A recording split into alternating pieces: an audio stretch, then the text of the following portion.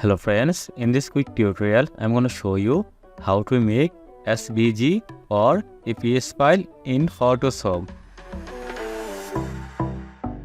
Choose a custom shape tool from the toolbar. Choose a custom shape from Photoshop top bar.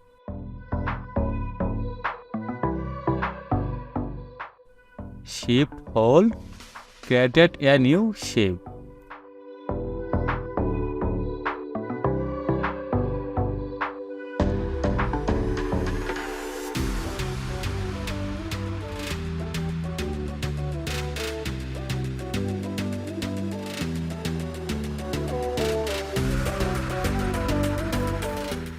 Delete the background layer. Go to Photoshop file option and choose Save a Copy. Save type Photoshop EPS and OK. Here we see EPS file. If you enjoy this video, don't forget like, comment and subscribe.